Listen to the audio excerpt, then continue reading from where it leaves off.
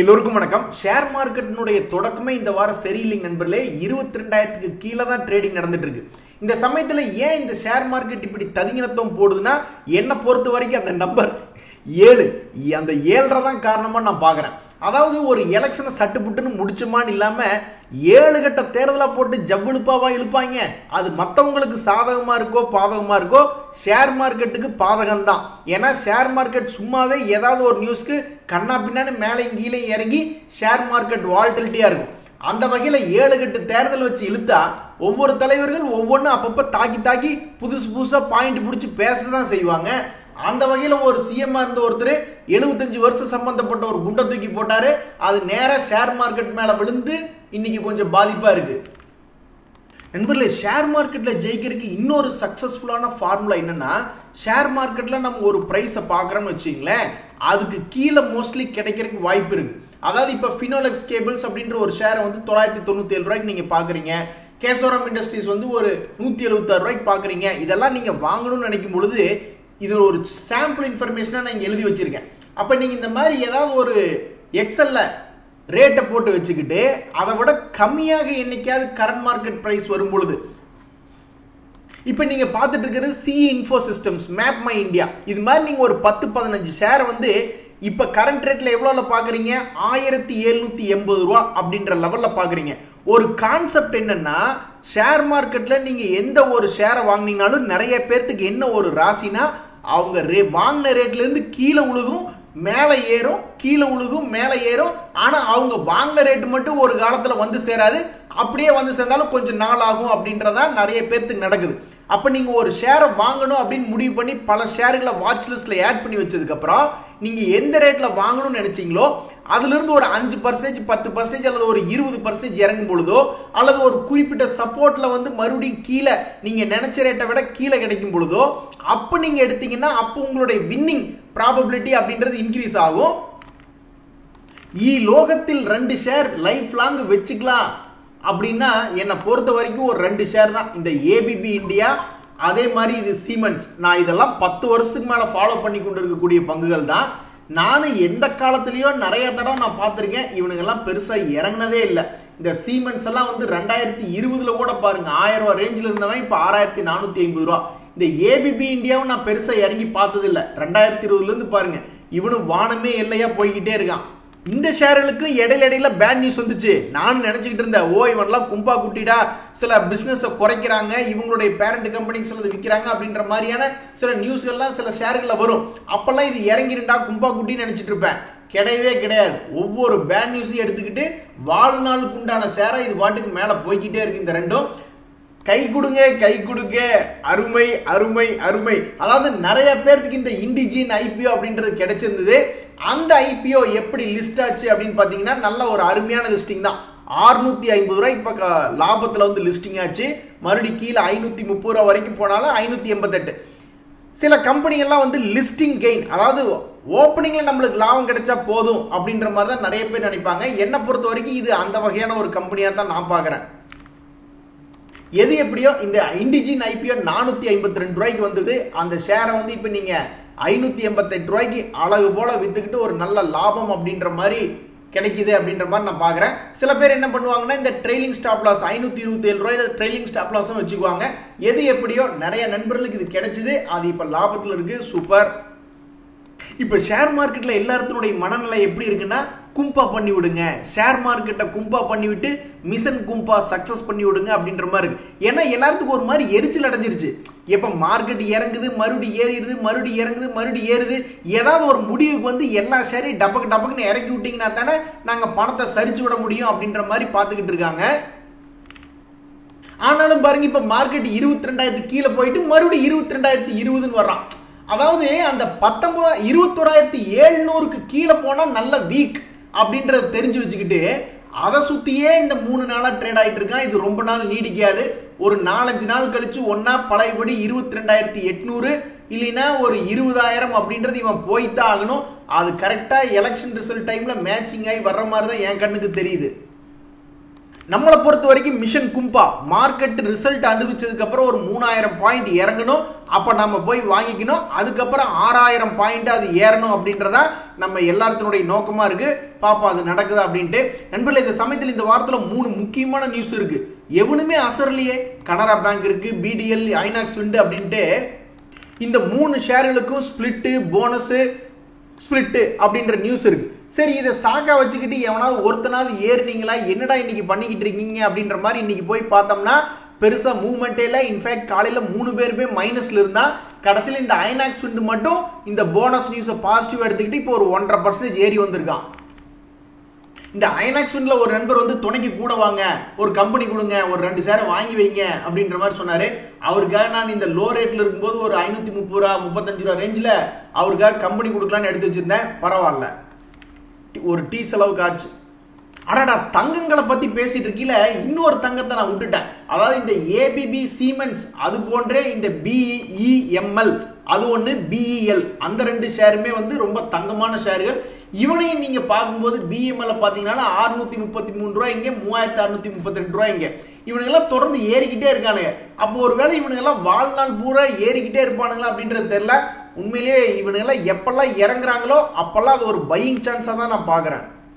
இந்த முத்து போன்ற பங்குகளை நீங்க உங்களுடைய போர்ட்போலியோல வச்சிருந்தீங்கன்னா உங்களுக்கு எல்லாரும் நாங்க எந்திரிச்சு நின்று பாராட்டு தெரிவிச்சுக்கிறோம். நண்பர்களே, பயப்படாதீங்க, எல்லாமே தற்காலிகமானதான். அதாவது நீங்க என்ன நினைச்சிருப்பீங்கன்னா, பல இண்டெக்ஸ்ல பணத்தை போட்டுட்டு சூப்பரியா எல்லாம் குதிரை மாதிரி ஏறி பறக்க போகுது அப்படின்னு நீங்க நினைச்சிட்டு இருப்பீங்க. ஆனா இந்த ஷேர்ஸ் எல்லாமே எருமை மேல ஏறி மெதுவா நடந்து வருது. இதுக்கு முக்கிய காரணம் அந்த எலெக்ஷன் ஃபீவர் தான். அந்த எலெக்ஷன் ஃபீவர் இன்னொரு 1 மாசத்துல முடிஞ்சிடும்.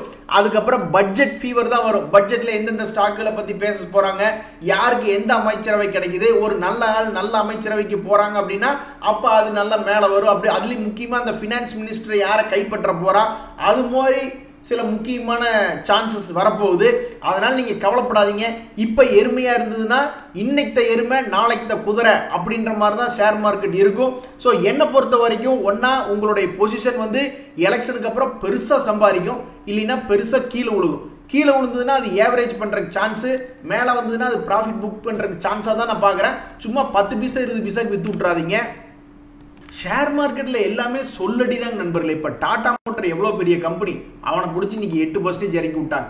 என்ன காரணம்னா, ஷேர் மார்க்கெட்டை பொறுத்த வரைக்கும் பல இடங்கள்ல டிஸ்கஸ் பண்றாங்க, பல இடங்கள்ல சொல்லடி போடுறாங்க. புரோக்கரேஜ் அனலிஸ்ட் சொல்லடி போடுறாங்க. அதே மாதிரி ஸ்டாக் மார்க்கெட்ல டிமாண்ட் அப்படின்றது சொல்லடி போடுது. அது போக பினான்ஸ் மினிஸ்டர் இருக்காங்க. இந்த மாதிரி மீடியாக்கள், யூடியூப்னு ஏகப்பட்ட இடங்கள்ல டிஸ்கஸ் பண்ணும் பொழுது பெரிய அளவுல மார்க்கெட் நகருது அப்படிங்கிறதுக்கு இவங்க எல்லாம் காரணமா இருக்காங்க. ஸோ இன்னைக்கு இந்த டாடா மோட்டர் வந்து ரிசல்ட் கொடுத்ததுக்கு அப்புறம் ஏன் இப்படி 8% கீழே ஆகிருக்குன்னா, மீடியாக்கள்ல டிஸ்கஸ் பண்றாங்க.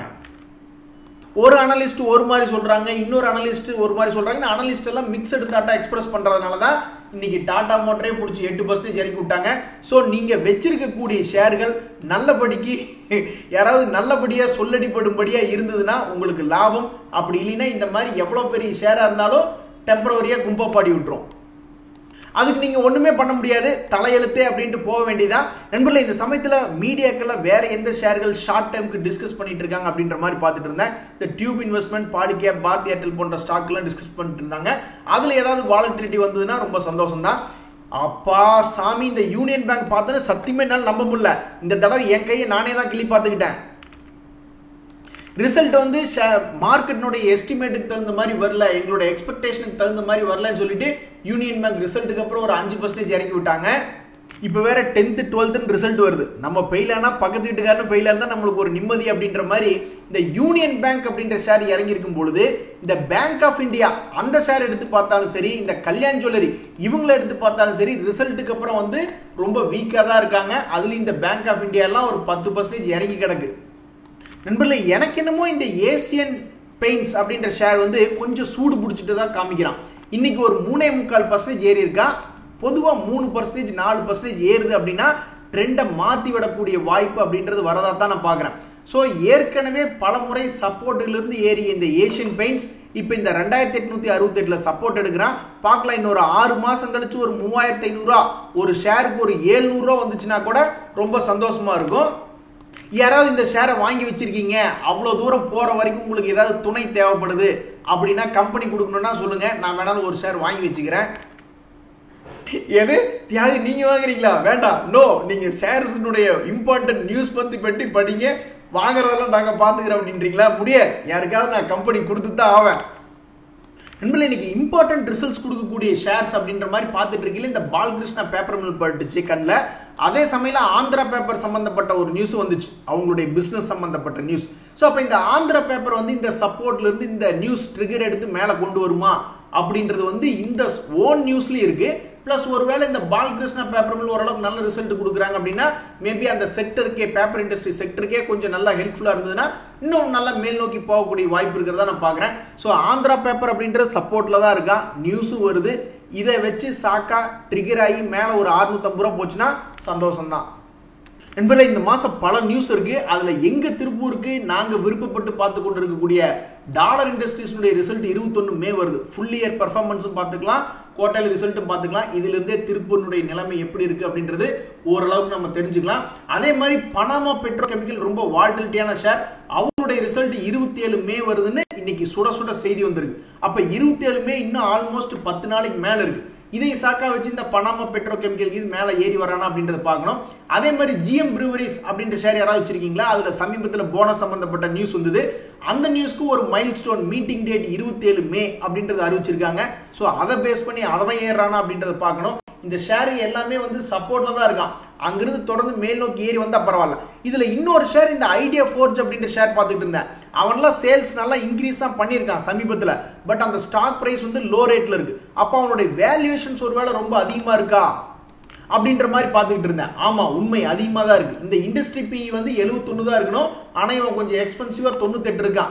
பட் என்ன ஒரு நல்ல விஷயம் அப்படின்னா இவனுடைய சேல்ஸ் எல்லாம் 2020ல இருந்த சேல்ஸ் எங்க, இப்ப இருக்கக்கூடிய சேல்ஸ் எங்க, சேல்ஸ் எல்லாம் இன்க்ரீஸ் பண்ணிக்கிட்டே வந்துகிட்டு இருக்கான். பட் இன்னுமே இந்த ஷேர் வந்து ரொம்ப எக்ஸ்பென்சிவா இருக்கு அப்படின்னு ஷேர் மார்க்கெட் ஃபீல் பண்ணுது. 1300 ரூபாயிலிருந்து 700 ரூபாயே வந்தாலும் இன்னும் எக்ஸ்பென்சிவா இருக்கு அப்படின்ற மாதிரி ஷேர் மார்க்கெட் ஃபீல் பண்ணுது. பட் என்ன பொறுத்த வரைக்கும் டெக்னிக்கலி இதனுடைய ஃபால் அரெஸ்ட் ஆயிடுச்சு. ஏங்க ஜனவரியிலிருந்தே இவன் இதே ரேட்ல தான் சுத்திக்கிட்டு இருக்கான். ஸோ ப்ராபப்ளி இப்போ வரக்கூடிய ரிசல்ட் இவனை என்ன பண்ணும் அப்படின்றது நம்ம காத்துட்டு இருக்கோம். இன்னும் டிவி டுடே இதே மாதிரி ஒரு லாங் டேர்ம் ஸ்டாக் தான், நல்ல அருமையான ரேட்ல தான் இருக்கான். இப்போ நம்ம ரேட்டுன்னு எடுத்து பார்த்தோம்னா அது ஒரு நல்ல சப்போர்ட் ரேட் தான். ஆல்மோஸ்ட் 230 ரூபா நல்ல சப்போர்ட் ரேட் தான். மேலே வந்ததுன்னா ஆல்மோஸ்ட் 10 to 20% ஏறி வரக்கூடிய வாய்ப்பு இருக்கு. சரி, இவனுடைய P&L ஏதாவது ஹெல்ப் பண்ணுதா, இவன் க்ரோத் ஆகிட்டா இருக்கான்னா அருமையாக க்ரோத் ஆகிட்டு இருக்கான். இவனுடைய சேல்ஸ் எல்லாம் இன்க்ரீஸ் ஆகிட்டே தான் போயிட்டு இருக்கு. பட் இருந்தாலும் இந்த ஷேரை வந்து இன்னுமே கீழே தான் வச்சுட்டு இருக்காங்க. இவன்லாம் மேலே ஏறி வர மாதிரி இருந்தால் இவனுடைய பொட்டன்ஷியல் ஆல்மோஸ்ட் 500 ரூபா வரக்கூடிய வாய்ப்புல இருக்கிறதா நான் பார்க்குறேன். பட் இதெல்லாம் ரொம்ப வெரி லாங் டேர்ம் ஸ்டாக்காக நான் பார்க்குறேன். இன்றைய தகவல் உங்களுக்கு உதயம் எனக்கு சந்தோஷம் தான். ரொம்ப நன்றி, வணக்கம்.